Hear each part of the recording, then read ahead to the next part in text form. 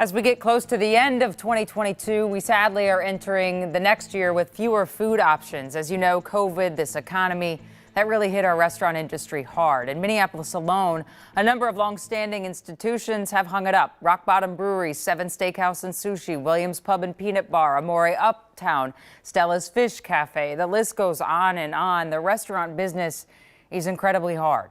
Their average lifespan, a restaurant, is 5 years, and by some estimates, up to 90% of brand new restaurants fail in the very first year, according to USA Today. So it's incredible when we think about the restaurants that have been around for what seems like forever. Kiefer Court Bakery and Cafe in Minneapolis is one of them. Asia Chow Mein in Columbia Heights is another. They've been going for 40, 50 years, but this week, those come to an end as well. And Sharon talked to the families behind those two iconic Chinese restaurants about why they made this difficult decision, that it was time to hang it up, and what's next. Late morning at Kiefer Court Chinese Bakery already means the Kwan family is at the tail end of their prep. Given that we lived upstairs, in the mornings I would wake up and my parents would already be down here cooking and baking. And I would remember coming down. That routine, I'm on auto mode, has held steady for 40 years. Okay, what's next, Yenny? Just blink of eye.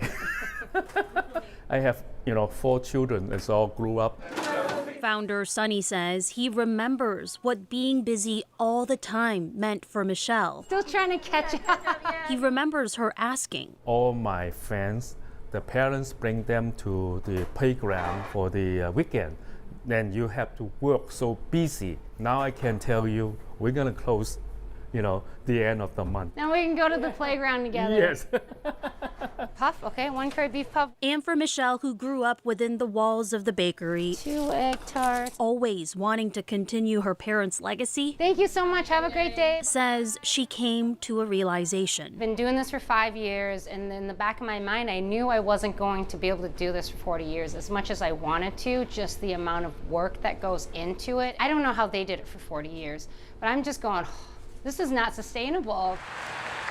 Across town in Columbia Heights, the story at Asia Chow Mein is similar yet different. Tim and his parents started in 1972 in a strip mall across the street from us. Serving up made-to-order chow mein for the last half a century. The Engs are hanging up their hats too. It was very hard to decide that.